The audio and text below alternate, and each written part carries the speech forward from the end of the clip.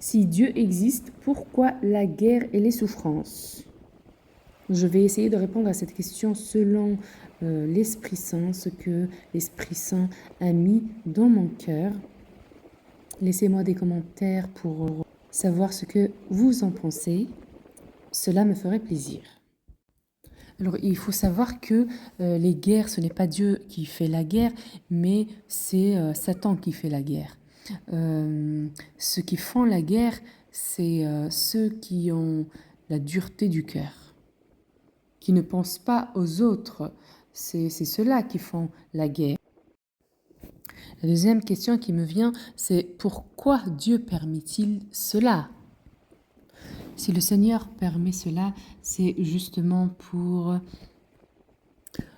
nettoyer, séparer les boucs et les brebis. Mettre les brebis à sa droite et les boucs à sa gauche. Il a toujours fait ainsi, c'est le même qu'hier, c'est le même qu'hier, aujourd'hui et demain.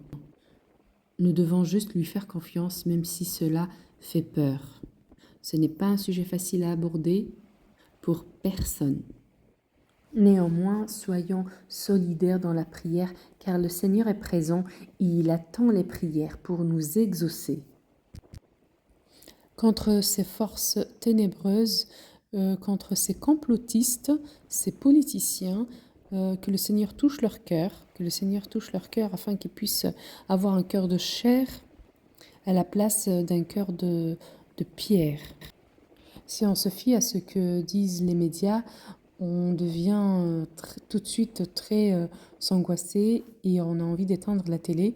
Mais moi, ce que je conseille, c'est vraiment de réveillons-nous en prière et celui qui a un endroit où aller, il doit partir puisque le président cherche quand même il se mobilise pour la guerre. Alors nous aussi, nous devons nous mobiliser et fuir. Si vous avez une maison dans la campagne, allez-y dès maintenant. Si vous voulez, si vous louez un appartement ou dans une grande ville, allez-y louer vraiment dans les hauteurs, dans les montagnes. Soyez prêts parce que franchement, il y a un changement. Il y a un changement qui arrive et je sens que ce changement va arriver très très très vite sans qu'on puisse même se rendre compte sans même avoir le temps de faire certaines choses. Donc il vaut mieux les faire maintenant. Comme notamment prendre des décisions, des vraies décisions et changer sa vie radicalement. Si je vous parle de ça ce soir, c'est parce qu'il y a quelque chose dans mon cœur que j'ai gardé depuis 2 ans quand même.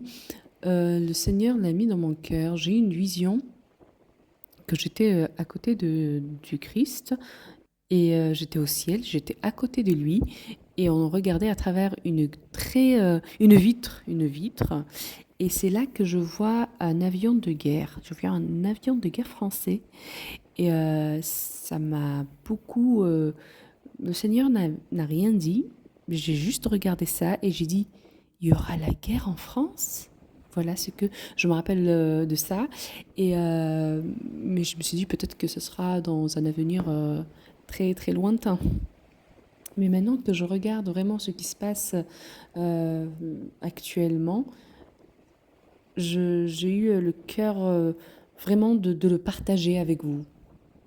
Et quand on creuse vraiment et on va dans le fond des choses, on se rend compte que à travers les saints, le Seigneur nous a déjà avertis. Je vous ai mis 3 liens dans la description, n'hésitez pas à aller jeter un coup d'œil pour lire, c'est très édifiant, vous allez comprendre mieux ce qui se passe actuellement. On reste toujours bien sûr en union de prière, que le Seigneur puisse nous exaucer, priez surtout pour que le Seigneur puisse faire tomber ces complotistes, ces sataniques qui sont en train de changer le monde et que ce nouvel ordre mondial puisse vraiment tomber à terre et restons en union de prière et prions pour cela parce qu'encore une fois, on ne se bat pas contre la chair et le sang, mais contre le monde spirituel.